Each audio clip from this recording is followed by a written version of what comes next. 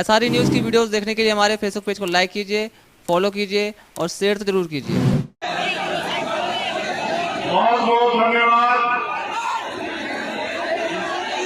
बहुजन समाज में जन्मे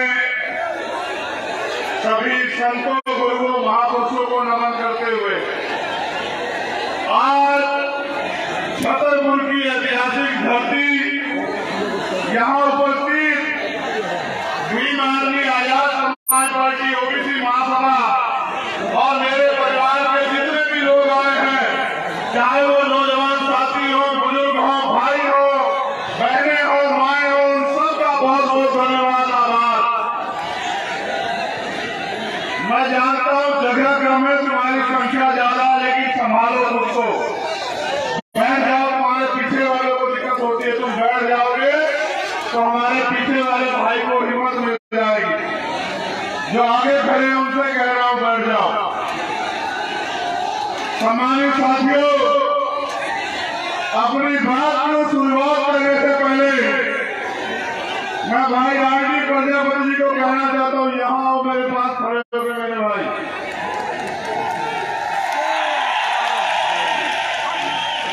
तुम्हारा ये भाई तुम्हारे पीछे खड़ा है, तुम्हारी तरफ उठने वाले, और आपको चंद्रशेखर आजाद का सामना करना पड़ेगा, मेरा वचन है, तुम इस बात को याद रखना।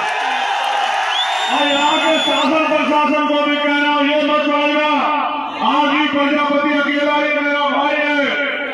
बहुत अगर गुंडागर्दी दिमाग में करी हो तो याद रखना, चुनाव खत्म होगा, सरकार भी बदलेगी, नौकरी करवा तुम लोग नहीं। कोई गलत छवि दिमाग में जबरदस्त रखना, मुकाबला बाबा साहब के बच्चों से है।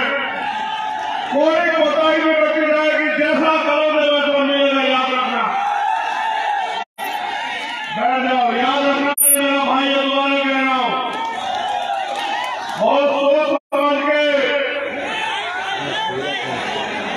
छतरपुर में आज बहुजन स्वाभिमान सम्मेलन में पहुंचे आप सब भाइयों को पूरे धन्यवाद करता हूं।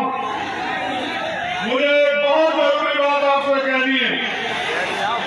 इस मंच पर हमारी बहनें जो महिला नेता हैं वो भी मौजूद हैं। हमारे आजाद समाज पार्टी के दोनों प्रभारी मोहनलाल जी और रविंद्र कुमार भाटी जी भी मौजूद हैं। यहाँ हमारे और तमाम नेता भाई सुनील जी, सुनील बैरसिया जी, राहुल लालवी जी, सत्येंद्र सैगल जी, राजवीर जी, अशोक जी, उनकी मेहनत को सलाम करता हूँ कि अपने न ढकने के लिए, तन पर ढकने के लिए कपड़े की, न सुरक्षा की, न तमाम तरह की किसी परेशानी की, न ही कोई गैर बराबरी थी। सब लोग मिलजुल के राज करते थे, सब लोग मिलजुल के रहते थे।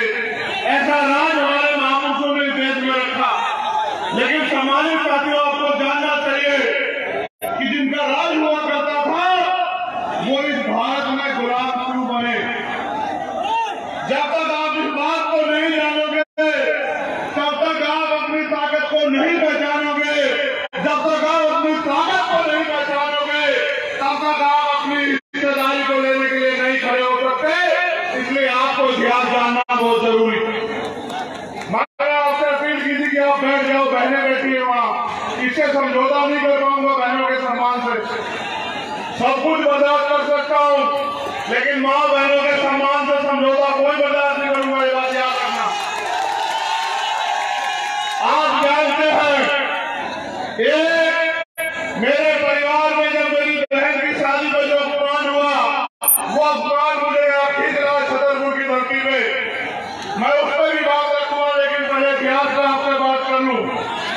मैं आदेशित करके आपसे कह रहा हूं कि यहाँ बहनों के पास वाले लोग बिल्कुल ना खड़े हो, चाहे उनको कोई भी मुसीबत का सामना करना पड़े। आप महापुरुषों का खून हो, अपनी ताकत को पहचानो। ये वॉलेंटियर चुप होकर बैठ जाएंगे, ये वॉलेंटियर बहुत परेशान कर रहे हैं, बैठ जाओ, उनको बैठाओ। तुम्हारा काम खत्म हो गया, समाज अपने आप रक्षा करेगा, बैठो। वो जो वहां है उनको हटाओ उन बॉर्डर से। ये वॉलेंटियर बैठे, वॉलेंटियर बैठे। समाज बहुत ऊर्जावान है, यहाँ से आप लोग बस बहुत अच्छे। ये वॉलेंटियर सारे बैठ जाए, अपनी रक्षा हम खुद करेंगे, बैठ जाओ। ये समाज खुद करेगा रक्षा। आप सुनो मेरी बात पे गौर करो। आजादी से पहले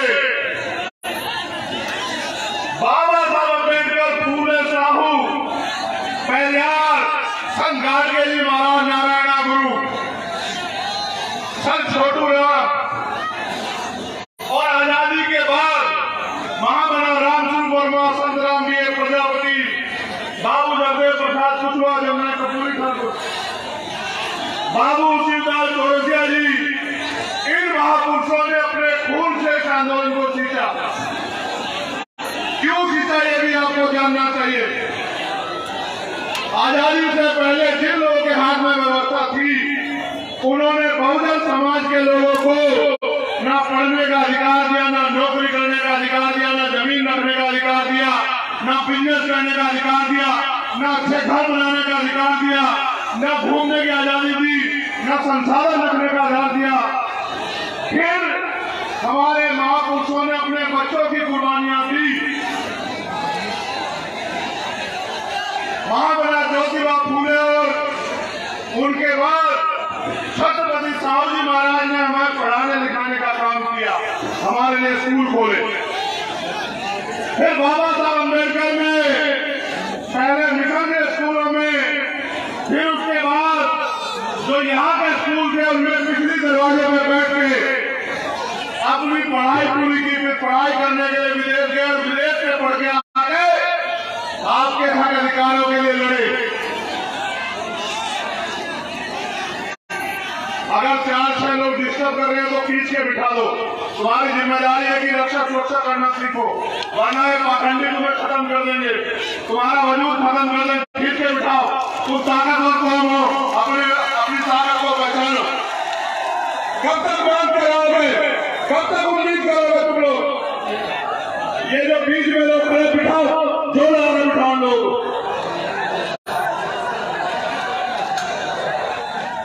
ये आपको और मेरी बात के बीच में डिस्टर्ब कर रहे हैं। इनको कोई अधिकार नहीं इन लाखों लोगों को परेशान करने का। इनको जो लगा बिठाओ, एक काम में बिठा रहेंगे। एक वॉलेंटियर तुम लोग हटो, तुम्हारे बच्चे तुम इधर हो। ये तो समाज करेगा अपना काम, तुम हटाओ लाठियां। ये लाठियां जिनके लिए दिखानी है उनको दिखाना, इनको मत दिखाओ। इसे रखो, जो लगा के बिठाओ। मेरे नौजवान साथियों, खींच के बिठाओ, खींच के बिठाओ।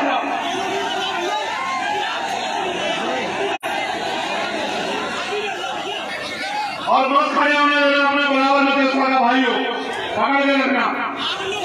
कैसे रखोगे पकड़ के, सीख जाओगे धीरे धीरे सारी चीजें। चलो बोल करो मेरी बात में, बोलो। नहीं अभी आवाज आ रही, मैं नहीं बोलता, पहले चुप होने दो लोगों को।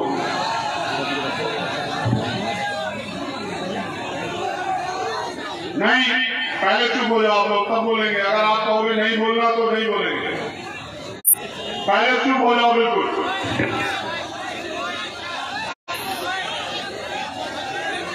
एक मिनट से ज्यादा लेट हो गए तो मेरी फ्लाइट में मुझे तो आसान हो जाएगा जाने में। चलो अच्छा, बहुत अच्छा। मैं इन तीनों बहनों का धन्यवाद देता हूं। बहुत बहुत धन्यवाद मेरी बहनों। देखो, महिला दुनिया में सबसे ताकतवर होती है। महिला 9 महीने अपने पेट में रखे बच्चे को जन्म देती है और खूब गीले सूखे में रहती है। इसकी शक्ति का कोई तोड़ नहीं है। मैं आज इस माता शक्ति को नमन करता हूं दोनों हाथ से। वो डटी नहीं है।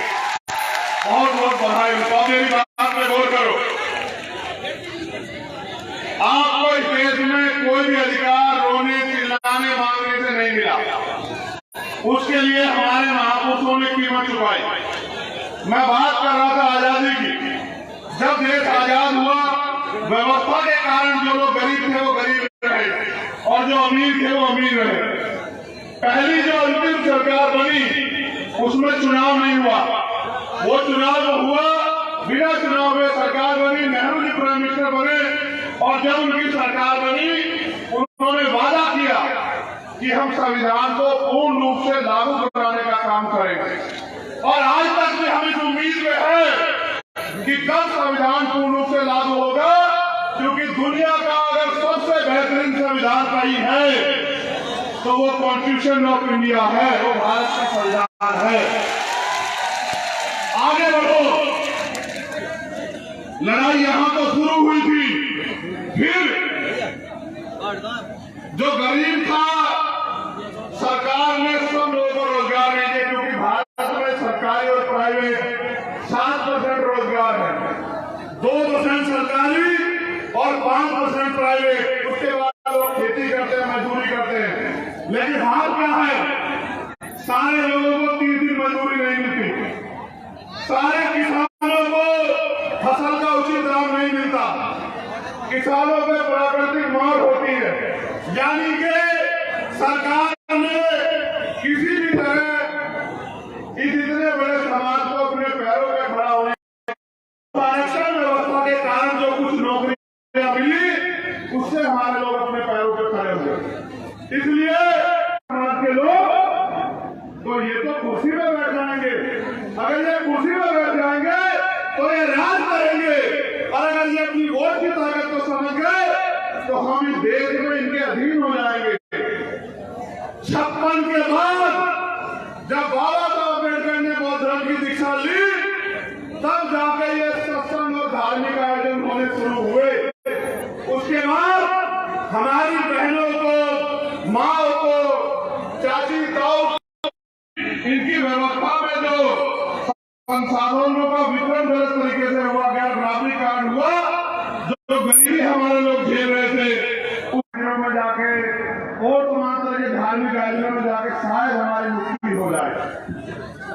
अपनी गरीबी को खत्म करने के लिए, अपनी बेरोजगारी को खत्म करने के लिए, अपने परिवार में जो बीमारी आ गई है उस बीमारी को खत्म करने के लिए वो इन बाबाओं के पास जाते हैं, और ये बाबा हमारे दिए हुए पैसे से पलते हैं। हमारा खाके अगर कोई पाखंडी में आंख दिखाएगा तो याद अपना इलाज कर दिया जाएगा, ये बताने के लिए छता हुआ है। हम इनके यहाँ पैसे देते हैं, आप चेक करो। और मैं तो चैलेंज से कह रहा हूँ कि बदले की सरकार तुम्हारी एक संपत्ति की जांच न कराई, तुमने किस तरह हमारे लोगों की जमीन दवाई किस लोग, तब मैं तुम्हें बताऊंगा, याद रखना। क्या तुम अभी की सरकार के करने का काम पुलिस के लोगों का था? ये बैठे तमाशा देख रहे, तनख्वाह हमारे लोग टैक्स लेते हैं। सफेद शर्ट और लाल पैंट, अगर तुम्हारे पास कोई 10 साल का बच्चा पास हो तो उसको मंच में ले आओ, उसकी माँ आ गई है, उनको परेशान है, या बाबा की पर्ची की जरूरत नहीं है, आपकी पर्ची से काम हो जाएगा। देखो अपनी निगाह करके, 10 साल का बच्चा है, प्रिंस कहाँ है? ले आओ ले आओ। अरे हमारा पर्चा तुम चिंता मत करो, बैठ जाओ, आ जाएगा आ जाएगा। ऐसा मेरा बात सुनो, प्रिंस आ जाएगा, तुम्हें भी प्रिंस बनना है, जेल में बैठ जाओ। ये लड़ाई तुम्हें प्रिंस बनाने की लड़ी जा रही है, चिंता मत करो। चलो बात सुनो, गौर करो। इसलिए ये हमारे लोगों को झूठे आश्वासन देते हैं कि हम आपकी जिंदगी में जो परेशानी दिखाने का काम करते हैं। अब मैं आपसे कुछ और बात करूं, मैं इनके आऊंगा, आपको रहने की व्यवस्था करता है नहीं करता बताओ? गाय पालता है तो उसके रहने की व्यवस्था करता है नहीं करता बताओ? अगर बकरी पालता है तो उसके रहने की व्यवस्था करता है नहीं करता बताओ? पानी दे रहा है, दे दो भाई पानी। ये सरकारें आपको कुत्ता बिल्ली गाय बकरी से भी ज्यादा कमजोर मानती है। इसलिए इनको नहीं लगा कि जब बरसात आएगी इनके घर चुनेंगे, ये बहनें जिनके सम्मान की बात करती है कहां रहेंगी? ये माए रात में जब बरसात आएगी कहाँ जाएगी जब मकान छुएंगे। इन्होंने आपकी परवाह नहीं की, ठीक है। इसलिए हमने कहा कि डेटा तैयार करो और हर जिला मुख्यालय पे हम लोग आंदोलन करेंगे।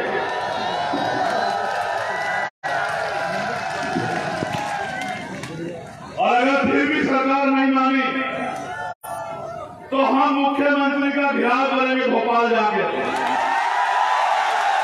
और मध्य प्रदेश के हर घर को जो कच्चा मकान है उसको पक्का मकान दिला के देंगे। ये हमारा वादा। जब मैं आपके अधिकारों की बात करूंगा ये आपको गुमराह करने की बात करेंगे। फिर पहले डाटा तैयार होने के बाद अगला रास्ता मैं आपको बता रहा हूं, गौर से सुनना। इस देश की सारी सरकारी जमीनों पे, क्योंकि आजादी के बाद मैंने आपको कहा कि किसी को अवसर नहीं दिया गया कि वो अपने पैरों पे खड़ा हो जाए, वो सारी सरकारी जमीनें हमारी है। काशीराम साहब हमारे नेता जिनकी जयंती हमने मनाई अधिवेशन के रूप में, वो कहते थे जो जमीन सरकारी वो हमारी। इसलिए हम जो अगला आंदोलन चलाएंगे हमारे नेता लोग सुन लो कि हर व्यक्ति को खेती करने योग्य भूमि मिलनी चाहिए, हर परिवार को जमीन मिलनी चाहिए। आंदोलन मेरा अंतिम लक्ष्य इस देश के बहुजन समाज को उसके अपने पैरों पर खड़ा करना है। वो जो हाथ फैलाता है हर चीज के लिए, बिटिया की शादी करनी हो उधार लेगा, अपने बच्चे को पढ़ाना हो उधार लेगा लोन लेगा, मकान बनाना हो उधार लेगा लोन लेगा। मैं आपका हाथ फैलाना बंद करवा दूंगा, मैं आपका हाथ